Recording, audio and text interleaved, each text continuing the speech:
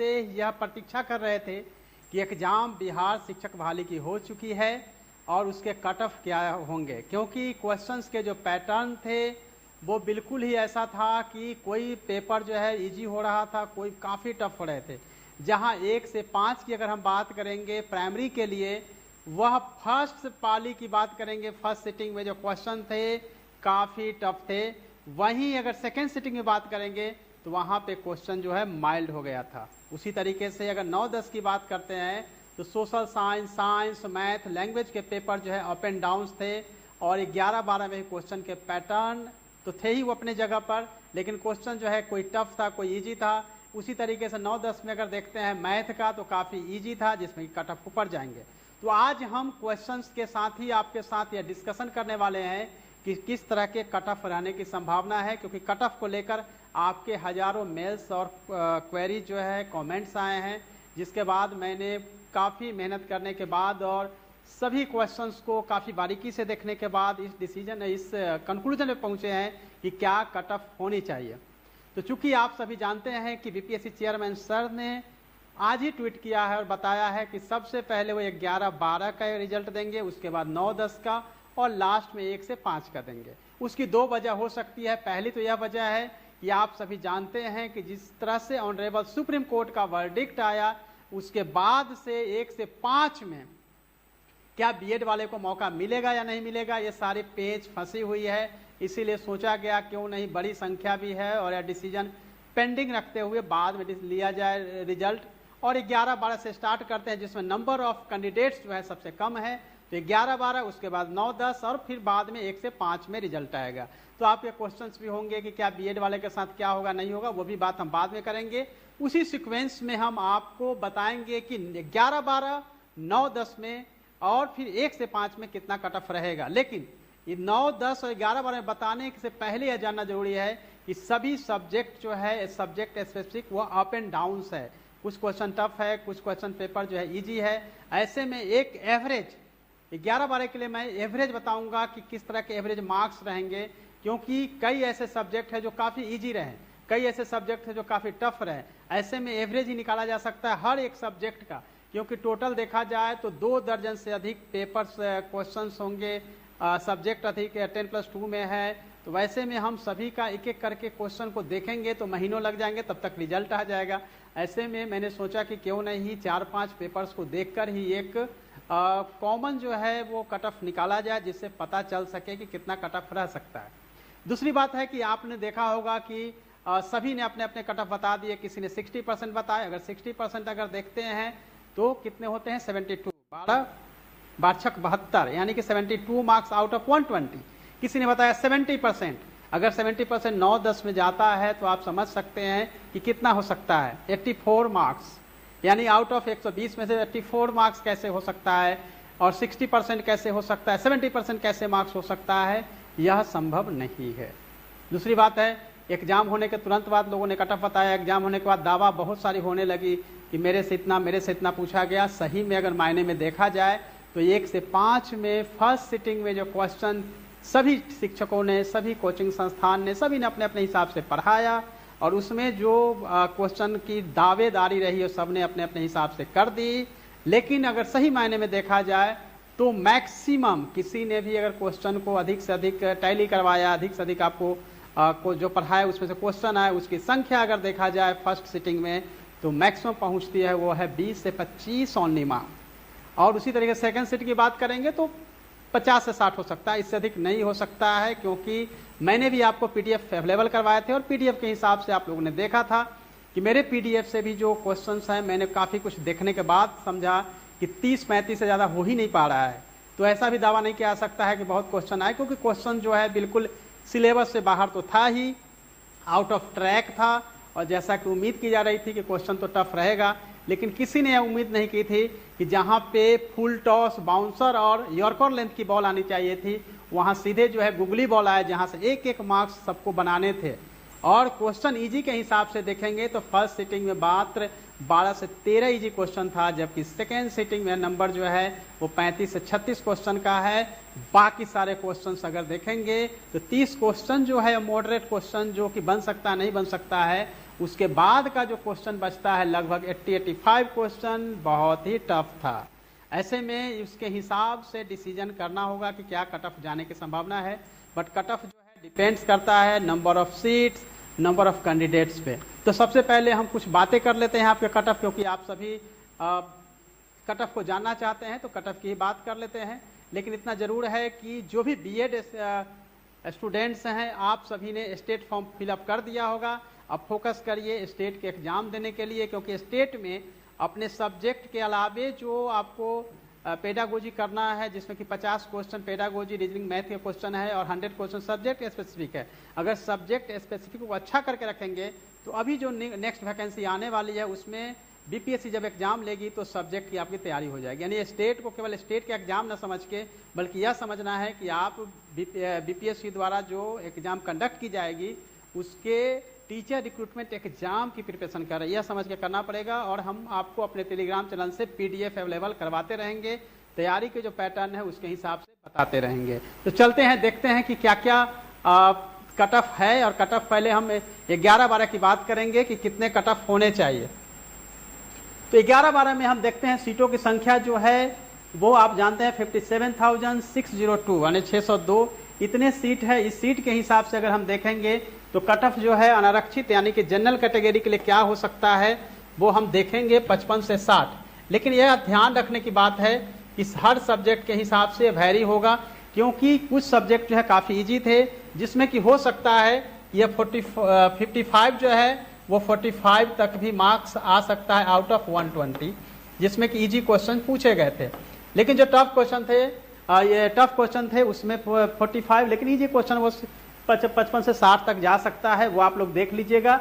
उसी तरह से जो अनरिजर्व वीमेन का है उसमें 50 से 55 जाने की संभावना है, ये आप देख लीजिए। उसी तरीके से ईडब्ल्यूएस का देखेंगे मेल का, तो यह 48 से 52 के आसपास जाएंगे। इसके स्क्रीनशॉट ले लीजिए। नेक्स्ट अगर हम कैटेगरी में देखते हैं जिसमें कि ईडब्ल्यूएस की जो फीमेल है, फीमेल के हिसाब से अगर देखेंगे तो 45 से 50। उसी तरह से ईबीसी यानी कि बीसी 1 में 45 से 50। अत्यंत पिछड़ा वर्ग की महिला यानी कि ईबीसी फीमेल 42 to 47। बीसी 2 यानी बीसी का जो है 48 से 52। बीसी की जो महिला है उनकी जो है कट ऑफ 45 to 50। एससी 40 से 45, एससी यानी कि एससी के मेल का। उसी तरह से हम देखेंगे एससी के जो फीमेल है उसके कट ऑफ जो है वो 37 से 43 जाने की संभावना है। एसटी के जो है उनके 53 से 58, चूंकि उनका 1% ही मार्क्स होता है इसीलिए। और फीमेल का जो है 50 से 55 इसलिए क्योंकि यहाँ 1% है। और फिर आरएफ यानी कि पिछड़ा वर्ग की महिलाओं के लिए जो स्पेशल है उसमें यही मार्क्स रहेगा। बाकी जो फिजिकली चैलेंज है सभी में 55, 40, 55, 40। लेकिन कई ऐसे सब्जेक्ट है जिसमें कि यह कट ऑफ जो है वो 30 भी जा सकता है। कुछ सब्जेक्ट जिसमें कि काफी टफ क्वेश्चन पूछे गए थे कंप्यूटर वगैरह में, उसमें आपके 30 से 40 के बीच ही कट ऑफ रहने की संभावना है। तो ये आप लोग नोट डाउन कर लेंगे, चूंकि 11-12 में जितने कैंडिडेट्स हैं उससे डबल सीट है। और यदि हम कट ऑफ की बात ना करके सीट भरने की बात करें कि हम टोटल सीट भरेंगे, तो उसके अगर 75% में सीट भरते हैं तो यह मान के चलिए कि आपके कट ऑफ जो है एवरेज यह जो है 40 से 45 और बाकी जो कैटेगरी है उसका 30 से 40 ही रहने की संभावना है, जो मैंने कैटेगरी वाइज आपको बता दिए। नेक्स्ट चलेंगे जो कि 9-10 के लिए, जिसमें सोशल साइंस, मैथ तो बिल्कुल इजी था तो कट ऑफ तो नीचे जाना ही है। साथ में लैंग्वेज के पेपर्स थे, तो उसके हिसाब से जो मैंने एक एवरेज कट ऑफ बनाए हैं वो आप लोगों के सामने है। अनरिजर्व कैटेगरी के लिए 60 से 65 मेल के लिए, फीमेल के लिए 60, 56 to 61। लेकिन यह ध्यान रखना है कि जो सीट की संख्या है उसके अकॉर्डिंग ही हमने देखा है कि नंबर ऑफ कैंडिडेट्स कितने हैं, सीट कितनी है, उसके हिसाब से हमने आपके सामने एक कट ऑफ रखा है। उसी तरह से ईडब्ल्यूएस का अगर देखेंगे सीट के हिसाब से तो 55 से 60, क्योंकि सीटें कम है। ईडब्ल्यूएस फीमेल का जो है सीट 53 से 58। और फिर देखेंगे अत्यंत पिछड़ा वर्ग यानी बीसी 1, ईबीसी का 48 से 53। और फिर उस ईबीसी के जो फीमेल है वो 45 से 50। फिर BC2 यानी BC का 55 से 60, BC2 की जो महिलाएं हैं उनके लिए 53 से 58 जो फीमेल कैटेगरी के हैं। अब चलते हैं आगे, देखते हैं अनुसूचित जाति यानी कि SC का कितना हो सकता है। SC की जो सीट है 3300, उसके हिसाब से 45 to 50 आने की संभावना कट ऑफ है। फीमेल का SC का 43 से 48, अनुसूचित जाति महिला का। उसी तरीके से अनुसूचित जनजाति यानी कि मेल का 58 से 60, चूंकि 1% होता है इसीलिए इनका सीट तक 373 ही है, 77 है इसीलिए। और यहाँ पे ST फीमेल की जो नंबर्स हैं वो 31 ही है, इसलिए 53 से 58 हमने अनुमान लगाया चूंकि सीटें कम है। और फिर पिछड़ा वर्ग की महिलाओं के लिए अलग से RF जो होता है उसमें सीट है 961, इसके हिसाब से हमने 45 से 50 लगाया है। और फिर फिजिकली चैलेंज जो दिव्यांगजन है उनके लिए हमने कहा है 40 से 45, लेकिन इसमें सीट पे ऊपर डिपेंड है, जिसमें सीटें अगर कम है या सीटें अधिक है उसके हिसाब से अगर देखेंगे तो यह जो मैंने अनुमान लगाए हैं 45 से 45 ये सब जो है घट के हो सकता है 35 से 40 भी हो, यह मान के चलना है, क्योंकि जो हमने अनुमान लगाया है उससे काफी कुछ कम हो सकता है। अब चूंकि आप सभी यह बेट कर रहे होंगे कि 1 से 5 में बताएं, तो 1 से 5 में बताने से पहले यह जानना जरूरी है कि DLED और BEd के बीच जो अंतर है और उसके आधार पे अगर देखा जाए कि क्या कट ऑफ होगा, तो यह सब कुछ डिपेंड करता है कि क्या BEd के साथ रिजल्ट निकाला जाएगा या केवल DLED जो 3 लाख से अधिक कैंडिडेट्स हैं उन्हीं का केवल रिजल्ट निकाला जाएगा। यह अभी भी निर्णय नहीं हो सका है। ऐसे में उसके कट ऑफ को लेकर जो है अलग अलग कयास लगाए जा रहे हैं, लेकिन हमने यह कोशिश की है कि यह जो कट ऑफ मैं जो बताने जा रहा हूं लगभग उसी के आसपास कट ऑफ होने की संभावना है। और आप जानते हैं फीमेल के एग्जाम अलग हुए, मेल के अलग हुए, मेल के काफी टफ थे, फीमेल के इजी थे, लेकिन चूंकि रिजल्ट अलग अलग बनाया जाएगा और उसमें से भी यह निर्णय करना कि जो फीमेल हाईएस्ट नंबर ला रही है, जो मेल का जो कट ऑफ है फर्स्ट सिटिंग में, फीमेल अगर उस कट ऑफ को पार कर रही है अपने सिटिंग में, तो क्या वो मेल के सीट पे कैसे जा पाएगी। यह एक जो है परसेंटाइल या दूसरे मेथड से इसको निकाल के फिर किया जाएगा। लेकिन इतना जरूर है क्योंकि 1 से 5 के रिजल्ट में थोड़ा विलंब किया जाएगा, इससे पहले यह जानना जरूरी होगा जो कानूनी अड़चने जो पेच है उसको क्लियर किया जा सके। और कई राज्यों से जो डिसीजन आए हैं वह आप सब जान चुके हैं कि किसके फेवर में और क्या हो रहा है, लेकिन जो हकीकत होगी वही मैं कहूँगा। कुछ को खुश करने के लिए अगर कहा जाएगा तो कुछ भी कहा जा सकता है, लेकिन कट ऑफ को लेकर जो आप लोगों की बातें हो रही है कि 60%, 70% और 50%, मैं तो कहता हूँ 50% भी नहीं जाएगा। आप कट ऑफ मेरा देखेंगे और फिर जब रिजल्ट आएगा तो आप अनुमान लगा सकते हैं। यह रिजल्ट का जो कट ऑफ हमारी तरफ से है वो आप इसको देख लीजिए, बहुत ही अच्छे से आप इसको नोट डाउन करिए। यह कट ऑफ जो है 50 से 55 जाएगी। साथ ही यही बताना जरूरी से पहले यह जानना जरूरी होगा जो कानूनी अड़चने जो पेच है उसको क्लियर किया जा सके। और कई राज्यों से जो डिसीजन आए हैं वह आप सब जान चुके हैं कि किसके फेवर में और क्या हो रहा है, लेकिन जो हकीकत होगी वही मैं कहूँगा। कुछ को खुश करने के लिए अगर कहा जाएगा तो कुछ भी कहा जा सकता है, लेकिन कट ऑफ को लेकर जो आप लोगों की बातें हो रही है कि 60%, 70% और 50%, मैं तो कहता हूँ 50% भी नहीं जाएगा। आप कट ऑफ मेरा देखेंगे और फिर जब रिजल्ट आएगा तो आप अनुमान लगा सकते हैं। यह रिजल्ट का जो कट ऑफ हमारी तरफ से है वो आप इसको देख लीजिए, बहुत ही अच्छे से आप इसको नोट डाउन करिए। यह कट ऑफ जो है 50 से 55 जाएगी। साथ ही यही बताना जरूरी है कि अगर DLED का निकालेंगे तो और कट ऑफ नीचे डाउन होगी। यह जरूरी है आपको जानना। अनारक्षित महिला यानी कि अनरिजर्व जो फीमेल है 47 से 52।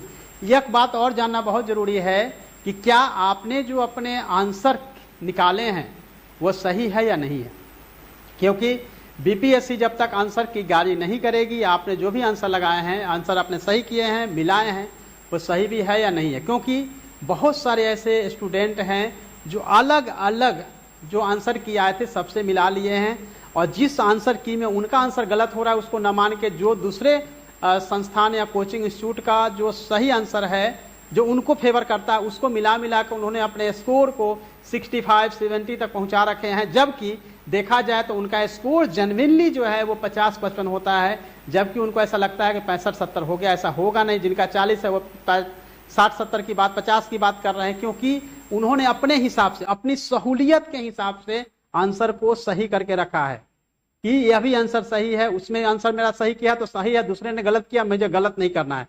तो इसके आधार पे आपको देखना जरूरी है कि जेन्युइनली आपका कितना सही है।